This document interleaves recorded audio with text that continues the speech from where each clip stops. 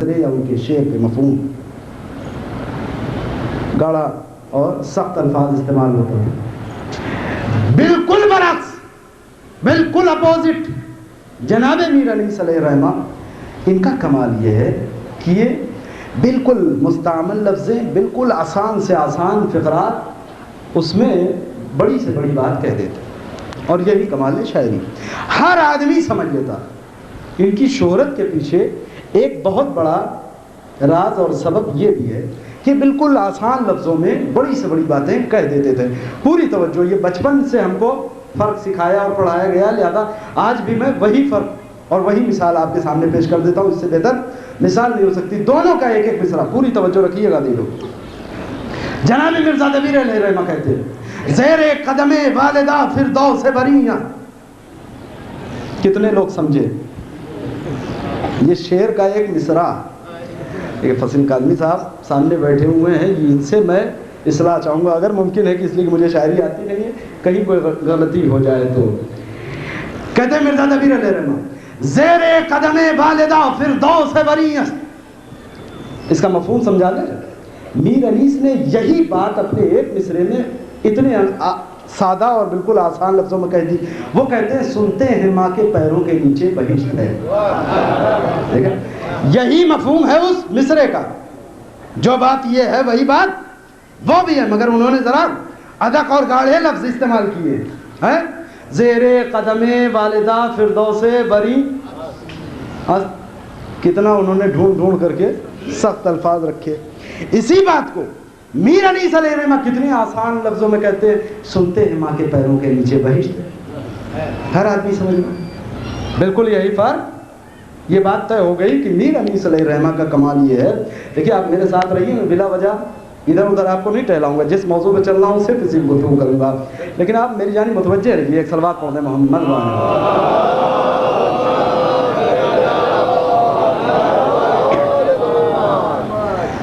تو یہ بات طے ہو گئی کہ میر انیس علیہ الرحمہ کا کمال یہ کہ وہ بالکل سامنے کی لفظ استعمال کرتے تھے، اور ذرا بھی کوئی گاڑھا لفظ ہوا تو فوراً اس کو چھوڑ دیتے تھے، اور بالکل سامنے جو بچہ بچہ سمجھ لے، ہر دیہاتی سمجھ لے، ہر شہری سمجھ لے. یہ کمال ہے میر انیس کا. کسی بھی دیہات کا رہنے والا کوئی انسان وہ بھی ان کے مصرے سمجھ لیتا ہے، آنسو بہا لیتا. زیادہ مقبولیت کے پیچھے یہ ہے کمال جناب میر انیس علیہ الرحمہ کا. یہ بات طے. اب میں میر انیس کا ایک فقرہ، ایک مصرع پڑھنا چاہتا ہوں. جناب میر انیس علیہ الرحمہ جناب حر کی شان میں مرثیہ لکھتے ہیں، اور اس میں ایک مصرع لکھتے ہیں. پوری طرح بیدار رہیے گا، ذرا سا مشکل مرحلہ ہے. کہتے ہیں، بخدا فارس میدان تحور تھا حر. اب بچوں سے صرف گزارش یہ ہے کہ ہاتھ اٹھا دیں کتنے لوگ جانتے ہیں کہ تحور کا مطلب کیا ہے. تحور کا مطلب کیا ہے؟ اور اگر عام آدمی نہیں سمجھا تو پھر میر انیس کا کمال کیا ہے؟ میر انیس کا اتنی دیر سے ہم کمال یہ بتا رہے تھے کہ میر انیس بالکل آسان لفظ استعمال کرتے ہیں، اور ابھی میں نے آپ کے سامنے میر انیس کا مصرع پڑھ دیا جس میں اتنا گاڑھا لفظ ہے. یہ دونوں باتیں کیسے ہو سکتی ہیں؟ تحور کا مطلب کیا؟ کہ جلدی سے اردو کی ڈکشنری اٹھائی جائے، دیکھ لیا جائے، تو آپ اردو کی ڈکشنری کھنگال ڈالیے، اس میں لفظ تحور ملے گا ہی نہیں. علماء اکرام سامنے بیٹھے ہوئے ہیں، اس لیے کہ لفظ تحور اردو کا ورڈ ہی نہیں ہے. کہ پھر آپ نے یہ کیا کیا؟ آپ تو اردو کے شاعر ہیں اور اردو میں بھی مستعمل لفظ استعمال کرتے، آسان لفظ استعمال کرتے. یہ کسی دوسری لینگویج کا لفظ لا کر کے اردو میں رکھ رہے ہیں آپ. کہ پھر یہ لفظ ہے کہاں کا؟ عربی کا. کیا مطلب ہے تحور کا؟ بہادر، طاقتور. پوری توجہ دے دو. اچھا، بہادر اور طاقتور. تو میر انیس کیا خود اردو میں لفظ شجاع موجود نہیں تھا؟ لیکن بات وہیں تک آ گئی. شجاعت کا مطلب بھی تو وہی ہے. شجاعت کا مطلب بھی تو بہادری اور طاقت ہی ہے. تو شجاعت تو سامنے اردو میں موجود تھا. اچھا، اب ایک مجبوری اور ہو سکتی ہے، صاحب کوئی کہتے کہ صاحب وزن سے باہر ہو رہا تھا، بحر سے باہر ہو رہا تھا یہ لفظ، तो अब 2-3 शुअरा हैं जो मेरे सामने हैं, मैं उनसे इस्लाह चाहता हूँ कि मैं ज़रा सा देर के लिए तहव्वुर निकाल करके शुजाअत लगाता हूँ, अगर वज़न से बाहर है तो आप बता दीजिए। बाखुदा फारस मैदान शुजाअत तहव्वुर, क्या बहर से बाहर है? अच्छा, हर एक ने समझ भी लिया, कोई दिक्कत नहीं आई। तो शुजाअत लफ्ज़ मौजूद है, मगर इस लफ्ज़ शुजाअत के होते हुए अरबी से एक लफ्ज़ आपने उठाया तहव्वुर। कमाल कहाँ? कमाल तो आपका ये था कि सामने की लफ्ज़ रखते ताकि हर बच्चा समझ ले, तो आप पूरी तवज्जो दी दो। मगर ए मीर अनीस, आप अपने कमाल को छोड़ करके अरबी का एक लफ्ज़ इस्तेमाल कर रहे हैं कि जिसको बगैर किसी तफसीर के नहीं समझा जा सकता, बगैर डिक्शनरी के मदद के नहीं समझा जा सकता। तो फिर ये आप अपनी इतनी बड़े फन के ऊपर धब्बा क्यों लगवा रहे हैं? पूरी तवज्जो, अपने फन और कलाम के ऊपर ये धब्बा क्यों लगवा रहे हैं? अजब नहीं अजीजों, हमारा लाखों सलाम मीर अनीस की वुसअत नज़र के ऊपर। क्या नज़र है, क्या फिक्र है मीर अनीस की। अजब नहीं अली की ये हदीस मीर अनीस की निगाहों में रही हो। क्या अली इरशाद फरमा रहे हैं, अशजउन नास मन गलबा हवा। देखो लफ्ज़ शुजा सिर्फ उसके ऊपर सादिक आता है कि जो अपने नफ्स को मगलूब कर दे। का देखो ये मर्सिया है हुर की शान में, ये मर्सिया है हुर की शान में। और मीर अनीस या दुनिया का कोई तारीख ना इंसान जिसकी निगाहों में हुर का दोनों किरदार और कैरेक्टर होगा कि जहां एक तरफ नुसरत इमाम किया है, वही हाथ है कि जो नुसरत इमाम से पहले इमाम के लजामे फर्ज तक भी पहुंचे हैं। पूरी तवज्जो दी दो। तो कैसा इताअत नफ्स है हुर की जिंदगी में कि इमाम के लजामे फर्ज तक चूंकि हाथ पहुंचा है, तो ये किरदार भी है मीर अनीस की निगाहों में। लिहाजा मीर अनीस मजबूर है कि लफ्ज़ शुजा नहीं कह सकते, लिहाजा अरबी ज़बान से एक नया लफ्ज़ लेकर के आते हैं और कहते हैं बाखुदा फारस मैदान तहव्वुर था हुर। का देखो ताकत तो थी, मगर इस ताकत का इस्तेमाल कभी बरमहल करता था, कभी बेमहल कर लिया करता था। एक सलवात पढ़े मोहम्मद वाले।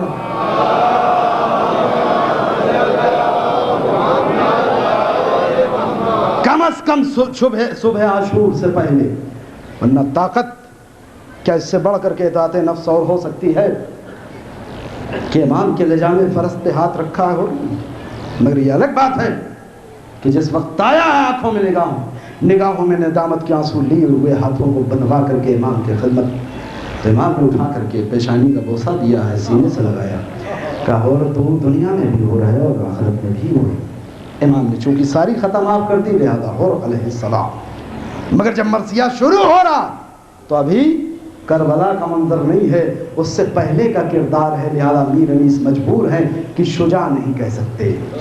अशजउन नास मन गलबा हवा, शुजा सिर्फ वो है कि जो अपने नफ्स को मगलूब कर दे। पूरी तवज्जो, शुजा सिर्फ वो है कि जो अपने नफ्स को मगलूब कर दे। अब एक फ़करा मैं कहता हूँ, कौन कह रहा है ये? मैंने बार बार अर्ज़ किया आपके सामने, मुमकिन है ज़हन में हो किसकी हदीस है ये हदीस जो इतनी मरतबा मैंने पढ़ी किसकी है? मौला अली की। तो अली क्या कह रहे हैं? शुजा सिर्फ वो है कि जो, पूरी तरह से मेरे साथ रहिएगा दी तो जिस नतीजे तक मैं आपको लेकर के चलना चाह रहा हूँ इंशाअल्लाह आसान हो जाए। जो अली ये कह रहा कि मेरी निगाह में शुजाअत मुखालिफत नफ्स का नाम है, तलवार चलाने का नाम नहीं है, वही अली अपने भाई अकील को बुलाते हैं, कहते हैं भैया अकील मैं ये चाहता हूँ कि एक शुजा खानदान तलाश करिए ताकि उसकी एक शुजा औरत से मैं अक्द करूँ, ताकि उसके नतीजे में एक शुजा बच्चा पैदा हो जो करबला में हुसैन के काम आए। वही अली जो ये पहले बता चुके हैं कि शुजा कौन है, वही अली कह रहे हैं कि एक शुजा बच्चा पैदा हो जो करबला में काम है। अरबी ज़बान में और भी लफ्ज़ें हैं ताकतवर इंसान के लिए, मसलन तहव्वुर, मगर अली ने लफ्ज़ शुजा इस्तेमाल किया। तो इसका मतलब ये नहीं है, पूरी तवज्जो अजीज़ो, अगर अभी तक की सारी गुफ्तगू आपके जहन में है तो इस फिक्रे की कद्र करेंगे आप। इसका मतलब ये है कि अली की तमन्ना सिर्फ ये नहीं है कि कोई ऐसा सूरमा बच्चा मिल जाए कि उसके सामने जो भी आए उसके सरो तन में जुदाई हो जाए, बल्कि अली ये चाहते हैं कि जिस्मानी कुव्वत के साथ साथ ایسا ہو کہ جو امام کی اطاعت میں بھی سب سے آگے ہو، کہیں بھی زندگی میں اس سے مخالفت نفس نہ ہونے پائے، اطاعت نفس نہ ہونے پائے، ہمیشہ مخالفت نفس کرے۔ اور علی کی دعا کو اللہ نے قبول کی، ایسا بیٹا دیا جیسی تمنا تھی علی۔ عقیل نے آ کر کے پوری توجہ دی تو خبر دی، کہا بھیا علی، میں نے ایک بہادر خاندان میں، ایک متدین خاندان میں، ایک با شرف و با فضیلت خاندان کی ایک لڑکی کا انتخاب کیا ہے آپ کے لیے۔ علی نے وکالت دی کہ بھیا عقیل آپ کو وکالت دیتا ہوں، جائیے ان کو میرے اب میں قبول کیجیے اور لے کر کے آئیے۔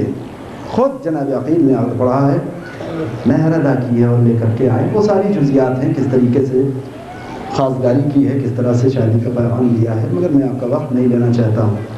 بہرحال رخصت کرا کر کے جناب ام البنین کو نہیں، جناب فاطمہ کلابیہ کو جناب عقیل علی کے گھر لے کر، اور اب کیسی مخالفت نفس ہے ماں کے اندر، لیکن ماں ہی سے بچہ بنتا بھی ہے، بگڑتا بھی ہے۔ پیغمبر کہتے ہیں السعید من سعد فی بطن امہ، سعید جو بھی ہوگا وہ ماں کے پیٹ سے سعید ہوگا، اور جو رذیل ہوگا وہ ماں کے پیٹ سے رذیل ہوگا۔ ایک اچھی خاتون کا انتخاب کر کے عقیل لے کر کے آئے ہیں علی کے، اور اب تاریخ یہ کہتی ہے یہ واقعات سب تاریخ کے جزیات بلا وجہ نہیں ہیں، ان سب کو پڑھیے تاکہ واقعاً کردار ابو الفضل عباس سمجھ میں آئے۔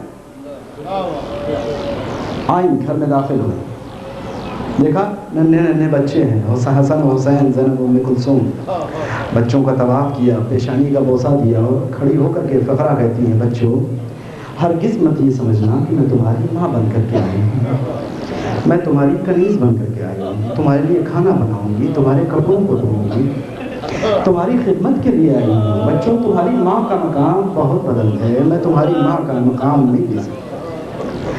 اور ہم جو فقرہ میں نے خود تاریخ میں دیکھا کہ ابھی 2-4 روز ہوئے شادی ہوئے کہ ایک مرتبہ مولائے کائنات گھر میں داخل ہوئے، کیا دیکھا کہ جناب فاطمہ کلابیہ سر کو جھکائے ہوئے بیٹھی، اور آنکھوں میں کچھ آنسو ہیں کہ جو تیر ہیں۔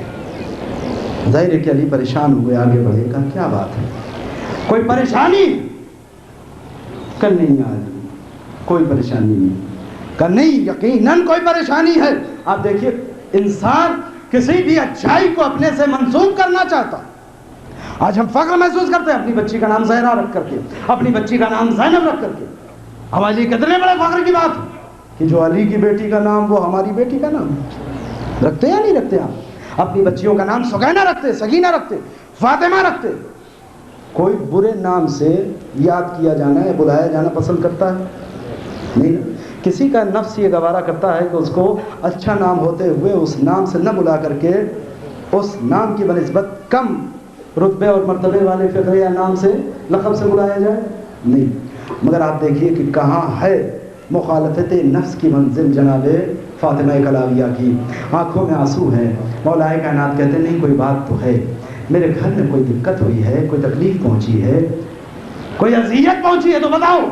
نہیں مولا، ہاتھوں کو جوڑ کر، کوئی تکلیف نہیں ہے۔ کہ پھر آخر بات کیا ہے؟ کہ مولا گزارش کرنا چاہتی ہوں۔ کہ کہو۔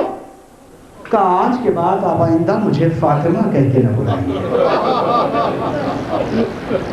فاطمہ نہ کہیے گا۔ ظاہر ہے کہ ہر انسان جو یہ سنے گا اس کے ذہن میں یہ سوال پیدا ہو۔ علی نے بھی وہی سوال کیا کہ ارے فاطمہ اتنا بابرکت نام ہے، پیغمبر کی بیٹی کا نام فاطمہ، اور تم یہ کہہ رہی ہو کہ تمہیں فاطمہ کہہ کر کے نہ بلاؤں؟ کہاں یا علی، مجھے کچھ بھی کہہ کر کے بلائیے مگر فاطمہ نہ کہیے۔ کہ آخر وجہ کیا ہے؟ کہ میں نے اس 2-4 دن میں یہ محسوس کیا ہے کہ جب آپ مجھے فاطمہ کہہ کے بلاتے ہیں تو آپ کے بچے کچھ مضطرب ہو جاتے ہیں، پریشان ہو جاتے ہیں۔ زینب کی نگاہیں اپنی ماں کو تلاش کرنے لگتی، حسین کو اپنی ماں یاد آنے لگتی، لہذا آپ کی خدمت میں گزارش یہ ہے کہ مجھے کوئی اور نام سے بلائیے، فاطمہ نہ کہیے۔ جزاک اللہ۔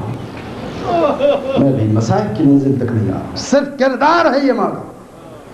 اور اب جب ایسی محبت کرنے والی اور اس طرح سے اپنے آپ کو واقعاً کنیز بنا دینے والی ماں کے بطن میں وہ بچہ آیا کہ جس کی تمنا واقعاً علی نے کی تھی، اور اب علی مسجد میں کہ علی کے ایک چاہنے والے غلام جن کا نام ہے جناب قنبر دوڑتے ہوئے آئے، کہا یا علی مبارک ہو، کیا کس چیز کی مبارکباد دے رہے ہو؟ کہ یا علی آپ کے گھر میں اللہ نے آپ کا جانشین بھیجا ہے، آپ کو ایک بیٹا پیدا ہوا ہے۔ علی خوشی خوشی مسجد سے گھر آئے، حسن و حسین بھی آئے، پوری توجہ ابھی دو، بس ایک فقرہ مولا ابو الفضل عباس کی خدمت میں اور جلدی جلدی آخری مقام تک۔ علی آئے، عباس کو آغوش میں لیا۔ اب جدنی بھی تاریخ کی کتابیں ہوں، 14 ستارے سے لے کر کے جتنی کتابیں آپ کو جناب عباس کے حالات کی مل جائیں سب میں دیکھ لیجئے گا، ایک فقرہ سب نے لکھا ہے۔ بظاہر وہ بڑی عجیب بات ہے ہمارے لیے، مگر میں نے یہ بات کہی کہ تاریخ کا ہر فقرہ ذرا سا توجہ ضرور چاہتا۔ علی نے آغوش میں لیا، اذان و اقامت کہنے کے بعد پہلا کام جو کیا ہے، ہر تاریخ میں لکھا کہ جناب مولا کائنات سلام اللہ علیہ نے اپنی زبان جناب عباس کے دہن میں ڈالی۔ بیان وہ کام کہ جو پیغمبر اسلام نے علی کے ساتھ کیا تھا، آغوش میں لینے کے بعد پیغمبر نے اپنی زبان مولا کائنات کے دہن میں دے دی ہے۔ ابو الفضل عباس کو آغوش میں لینے کے بعد مولا کائنات نے اپنی زبان عباس کے دہن میں دے دی۔ کہ ایک مرتبہ امام حسن آگے بڑھے، کہا بابا بھیا کو میری آغوش میں دی، لو بیٹا۔ اور اب پیشانی پہ بوسہ کرنے کے بعد امام حسن نے بین وہی سیرت اپنائی، باپ ہی کی طرح سے اپنی زبان امام حسن نے جناب عباس کے دہن میں دے دی۔ امام حسین آگے بڑھے، کہا بھائی ذرا بھائی کو میری آغوش میں دے دو۔ امام حسن نے امام حسین کی آغوش میں دے دیا۔ امام حسین نے بھی بوسہ دینے کے بعد اپنی زبان کو جناب عباس کے دہن میں دے دیا۔ یہ بالکل معتبر ترین واقعہ، اس لیے کہ سب نے اس بات کو لکھا۔ یہ ہو کیا رہا؟ مولا علی پیدا ہوئے، رسول اللہ نے اپنی زبان مولا کائنات کے دہن میں دے دی۔ امام حسن حسین کی ولادت ہوئی، مولا علی نے اور پیغمبر اسلام نے اپنی زبان حسنین کی آغوش کے دہن میں دے دی۔ اور اب جناب عباس پیدا ہوئے، پوری توجہ دی، مولا علی نے اپنی زبان دے دی دہن میں، اور امام حسن نے، امام حسین نے، تینوں معصومین نے اپنی اپنی زبان جناب عباس کے دہن میں دے دی۔ پوری طرح سے متوجہ رہی۔ میں آخری بات عرض کر رہا ہوں، آپ کے یہاں بھی بچے پیدا ہوتے ہیں، ہر گھرانے ولادت ہوتی ہے، کبھی آپ اس سیرت اور اس سنت پہ عمل کیجئے۔ آپ کے یہاں کوئی بچہ پیدا ہو اور اس بچے کو فوراً پیدا ہونے کے بعد آپ آغوش میں لیجئے اور اپنی زبان اس کے دہن میں دے دیجئے، پورا گھر مخالف ہو جائے گا۔ ارے کیا کر رہے ہیں؟ کہ آپ نے پڑھا نہیں پیغمبر اسلام کے حالات میں؟ مولا علی